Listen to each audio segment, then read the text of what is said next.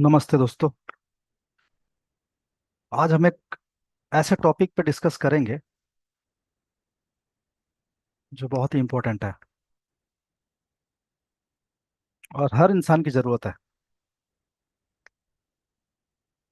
हमारी कंट्री में बहुत सारी पद्धतियां हैं, है ना, ट्रीटमेंट के।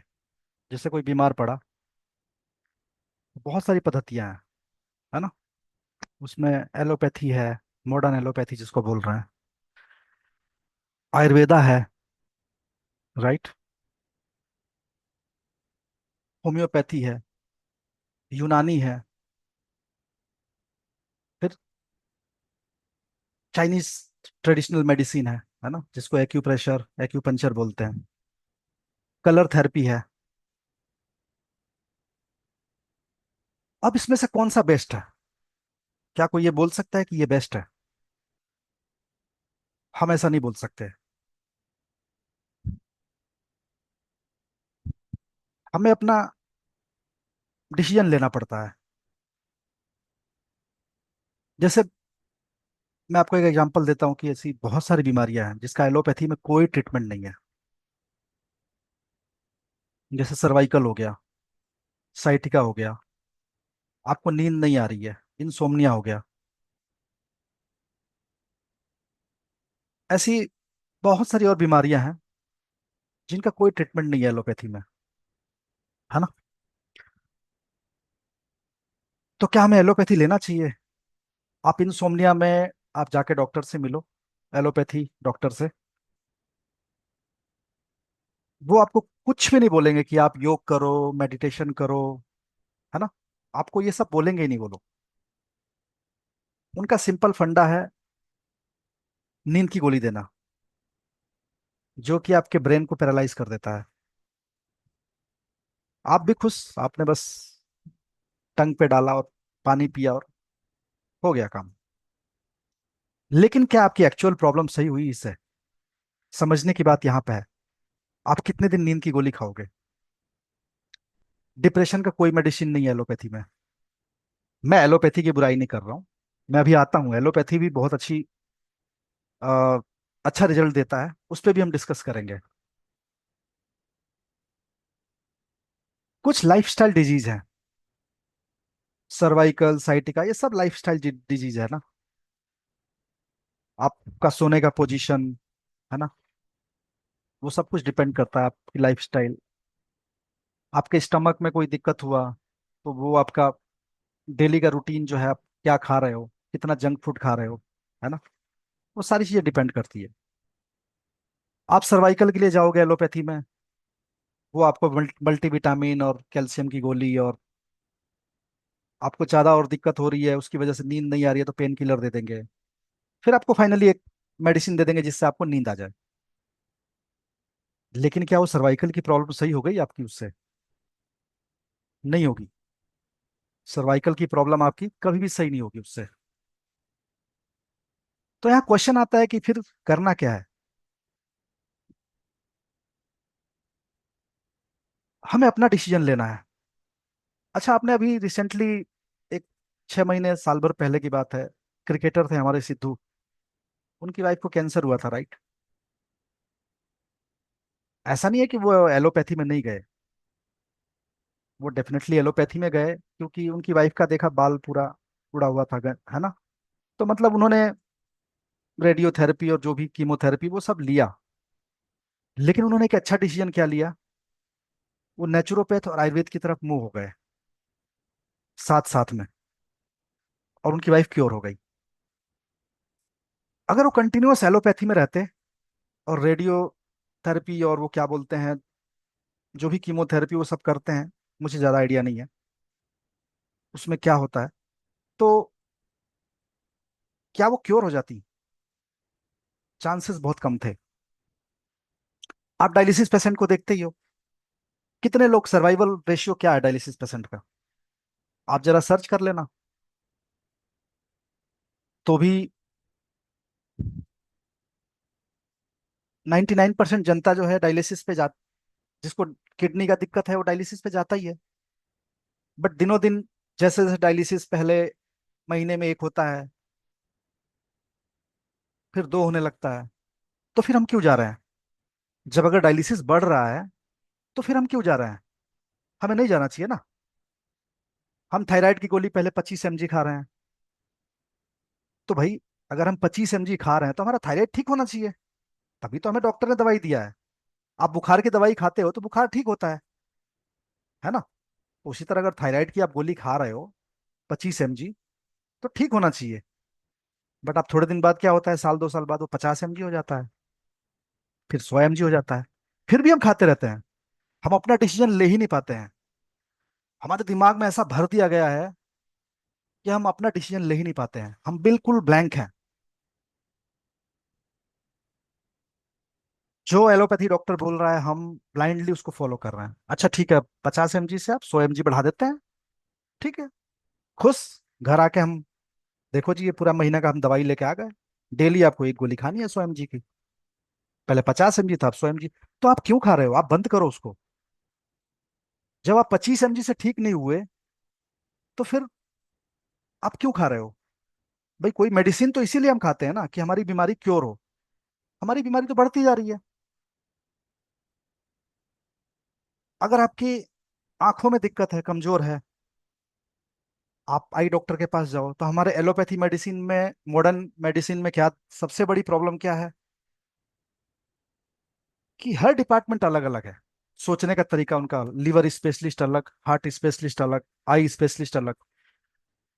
अब आई स्पेशलिस्ट के पास जाओगे तो उनको यही पता नहीं कि जो आई का फंक्शन है वो कहाँ से काम कर रहा है।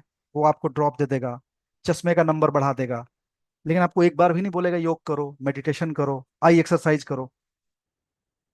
ये उनको स्पेशली मना किया गया है शायद, या तो, है ना? तो वो आपको बताएंगे ही नहीं कुछ भी।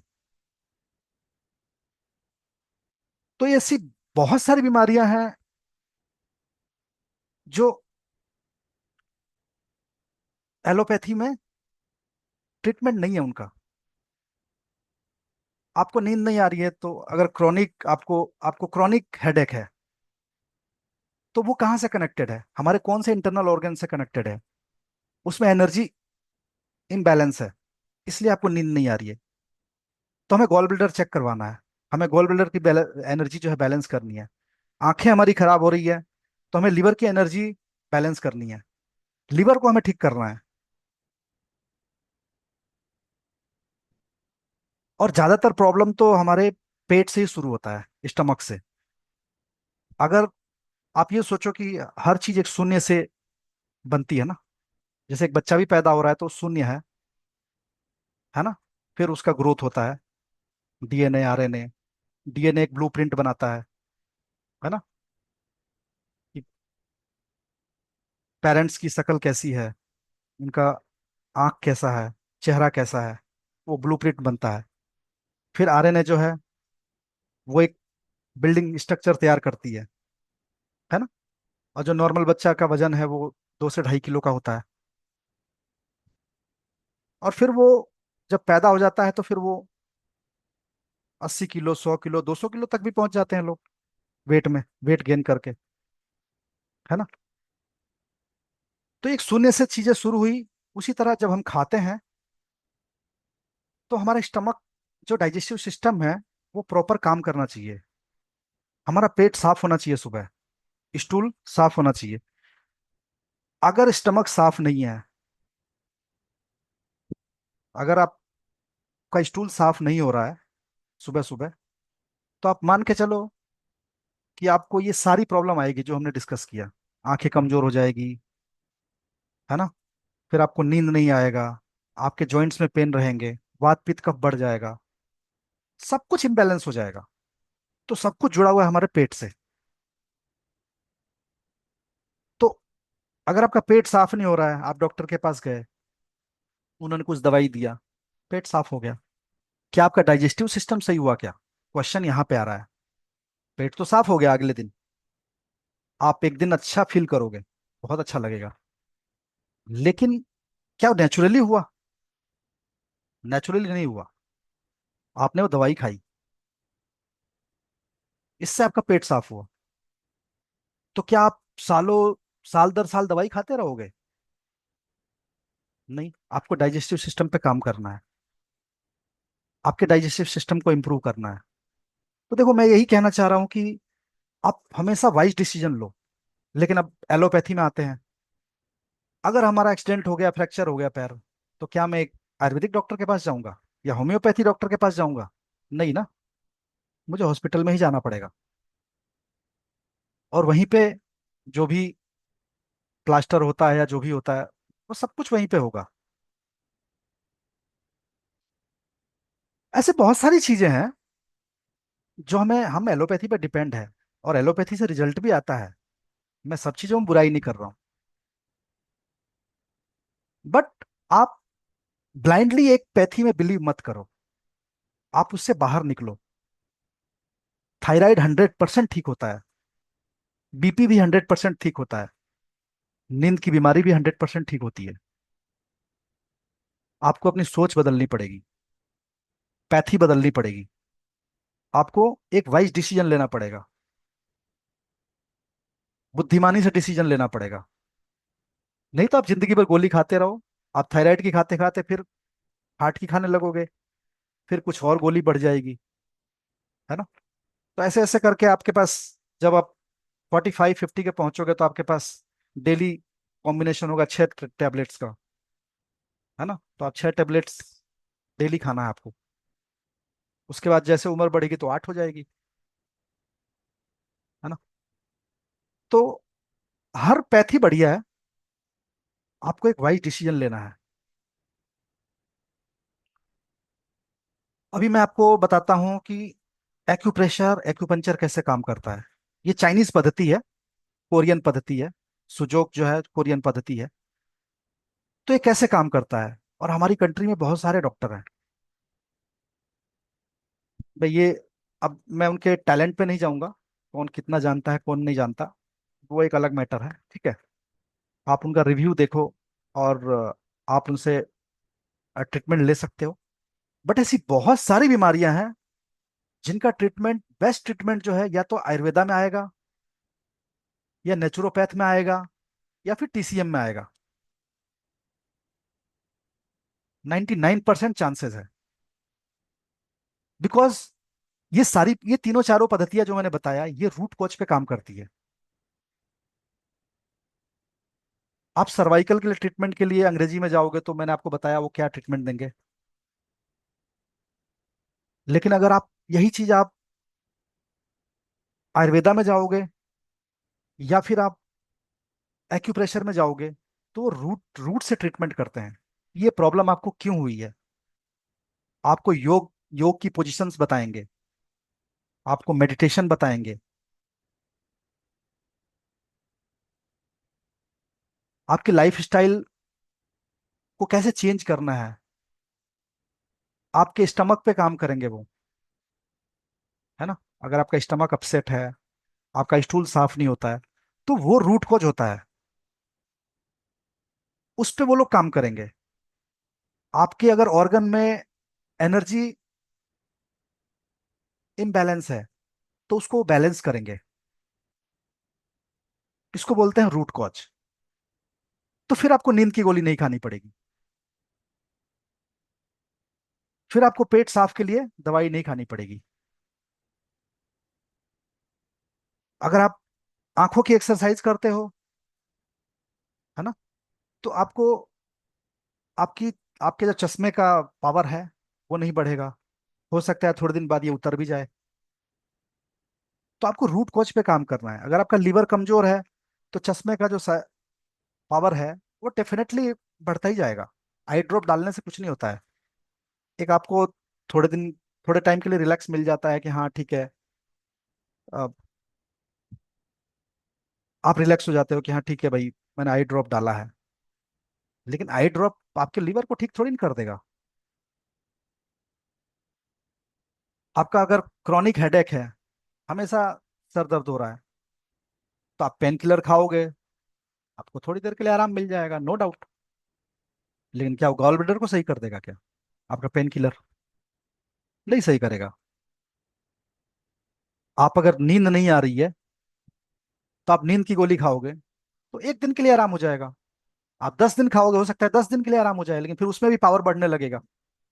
आप 0.25 mg खाओगे, उसके बाद आपको 0.5 mg हो जाएगा, 50, उसके बाद 1 mg हो जाएगा। बिकॉज बॉडी आपकी हैबिचुअल हो जाएगी वो चीज हमेशा खाते खाते खाते, है ना। कायम चूर्ण खा रहे हो तो कायम चूर्ण भी एक एक लेवल तक काम करेगा, मतलब हो सकता है 5-6 महीने काम करे, उसके बाद वो उसकी बॉडी बॉडी उसको भी वो कर लेगी। तो आप हमेशा अपना डिसीजन जो है थोड़ा हट के सोचें। एलोपैथी भी बहुत अच्छा है अपनी जगह पे, आयुर्वेदा भी बहुत अच्छा है, यूनानी पद्धति भी बहुत अच्छी है, होम्योपैथी भी बहुत अच्छी है, और इनमें सब में बेस्ट क्या है? योग एंड मेडिटेशन। इन सबसे ऊपर क्या है? योग एंड मेडिटेशन। तो आपको टाइम निकालना पड़ेगा, बिकॉज गोली को निगलना बहुत आसान है, मतलब 10 सेकंड भी नहीं लगते। तो वो हम सबको इजी लगता है, बट जब आप पार्क में घूमने जाओगे तो आपको पता चलेगा कि यार कितना मेहनत है ना। आपको आधे घंटे 1 घंटा घूमना है, और गोली तो ये जीप पे डाला और ये अंदर। लेकिन सॉल्यूशन तो वही वाला है, आपको पार्क ही जाना पड़ेगा, है ना। तो पार्क में जब भी जाएं तो आप कोशिश करिए कि आप अपने जूते चप्पल उतार दें और नंगे पांव घूमें, क्योंकि अर्थिंग मिलना हमें जरूरी है हमारी बॉडी को। आज की डेट में अर्थिंग मिल ही नहीं रहा है किसी को। हमें हर एनर्जी को लेना है अपने अंदर। सूर्य की एनर्जी है, चंद्रमा की एनर्जी है, ब्रह्मांड की एनर्जी है, आकाशीय एनर्जी जिसको बोलते हैं, पृथ्वी की एनर्जी है। तो हमारी लाइफस्टाइल ऐसी हो गई कि हम इन सारी एनर्जी से दूर भागते जा रहे हैं। हम घर में आते हैं तो टाइल्स लगा हुआ है, तो अर्थ की एनर्जी तो हमें 0% मिल रही है, क्योंकि हमारी लाइफस्टाइल ऐसी हो गई है कि अर्थ की एनर्जी हमें मिल ही नहीं रही है। घर से निकलते हैं, लिफ्ट से उतरे, कार में बैठे, ऑफिस गए, बेसमेंट में पार्क किए, या ऊपर गए, एसी में बैठ गए, है ना। तो हमें नेचर से कनेक्ट होना है। सबसे बेस्ट तरीका तो यही है। जब आप नेचर से कनेक्ट हो जाओगे, योग और मेडिटेशन से कनेक्ट हो जाओगे, और आप सच में आप फील करना, अगर आपके आसपास, आप हिंदू हो, मुस्लिम हो, सिख हो, ईसाई हो, आपकी जो जिस भी धर्म में आस्था है, आपके आस्था के प्रतीक होंगे पास में, है ना। जैसे मस्जिद होगी, मंदिर होगा, गुरुद्वारा होगा, चर्च होगा। आपको लग रहा है कि आप डिप्रेस्ड हो, आप थोड़ा सा 20 मिनट जाके बैठना आप। अगर आप रोज बैठते हो तो बहुत ही अच्छी बात है ना, उसका तो कोई जवाब ही नहीं है। बट आप 20 मिनट जाके बैठना, और आप वहां की एनर्जी फील करना। बस उस 20 मिनट में ना आप थोड़ा मोबाइल से दूर रहना। ये मोबाइल तो सबसे बड़ा हेडेक बन गया है, खैर, है ना। तो आप मोबाइल से दूर रहना, किसी का फोन भी आए तो मत उठाना आप उस टाइम। बस आप वहां की एनर्जी फील करो। आप मंदिर में हो, गुरुद्वारे में हो, मस्जिद में हो, है ना, आप चर्च में हो, आप वहां की वाइब्रेशंस को फील करना। शांति से बैठो। आप जब 20-25 मिनट, आधे घंटे बाद बाहर आओगे ना, तो आपका डिप्रेशन लेवल बहुत कम हो जाएगा। ये फैक्ट है। मॉडर्न एलोपैथी इन चीजों को नहीं मानता, ठीक है, उनका कॉन्सेप्ट अलग है काम करने का। हम एग्री हैं, हमें उनसे आर्ग्यूमेंट नहीं करना है। ना हमें टीसीएम, ना हमें एक्यूप्रेशर वालों से आर्ग्यूमेंट करना है, ना हमें आयुर्वेद वालों से आर्ग्यूमेंट करना है, ना हमें यूनानी वालों से आर्ग्यूमेंट करना है। आप अपना डिसीजन लीजिए,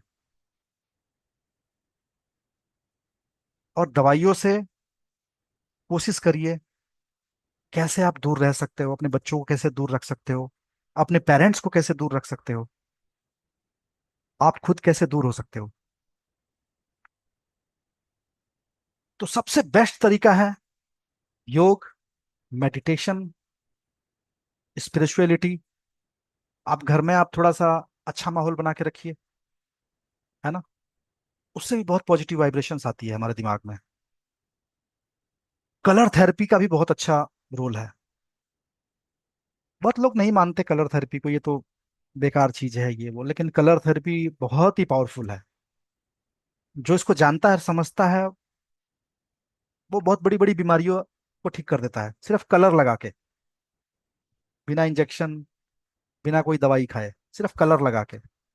बट एनीवेज, इसको एलोपैथी नहीं मानेगा, इसको होम्योपैथी वाले भी नहीं मानते,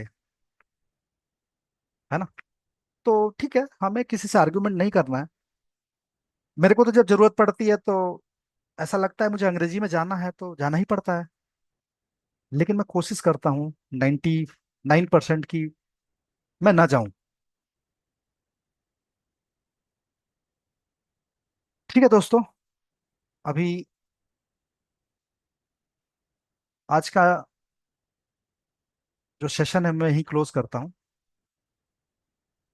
बट आप लोग हमेशा वाइज वाइज डिसीजन लो, है ना, एक बुद्धिमानी वाला डिसीजन लिया करो जब भी कुछ प्रॉब्लम होता है तो। मैं एक छोटा सा एग्जांपल दे रहा हूँ कि बहुत लोगों के दांत बच्चों के खराब हो रहे हैं, राइट, बिकॉज वो जंक फूड खाते हैं और हम भी हैप्पीली खिला रहे हैं उनको।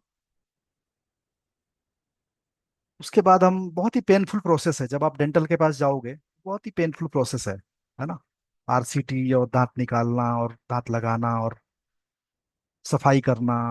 और बच्चे तो नाजुक हैं बहुत, बट देख रहा हूँ किसी के तार लगा हुआ है, किसी कुछ बच्चों के।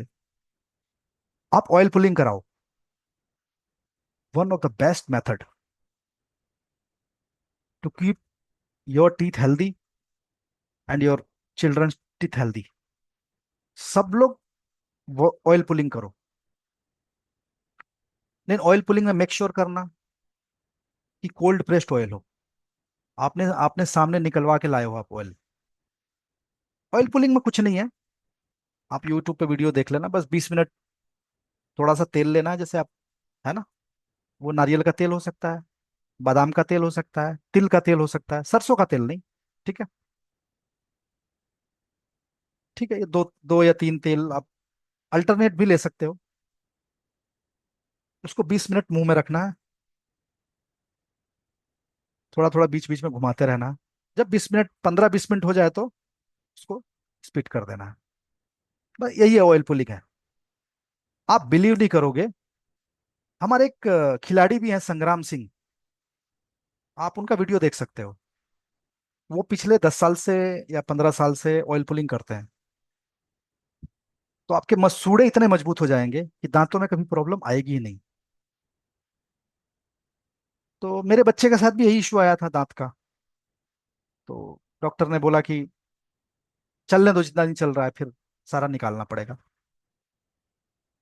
तो मैंने कहा अब मैं एलोपैथी में नहीं जाऊंगा, मैंने डिसीजन ले लिया था, मैं नहीं जाऊंगा। मैं पिछले 3 साल से उसको ऑयल पुलिंग करा रहा हूँ। अभी दांत काफी हद तक नॉर्मल हो गए हैं, मतलब जैसे मेरे हैं उससे थोड़े से अभी डाउन है। बट हाँ, ऑयल पुलिंग वो करता है, उसकी आदत पड़ गई है। तो ऑयल पुलिंग आप भी कराओ बच्चे को, आप खुद भी करो, आपके मसूड़े मजबूत हो जाएंगे। जब गम्स मजबूत होंगे तो आपके दांत भी मजबूत होंगे, क्योंकि मसूड़ों में इन्फेक्शन जब होता है तो फिर वो दांतों को जल्दी जल्दी खराब करने लगता है ना।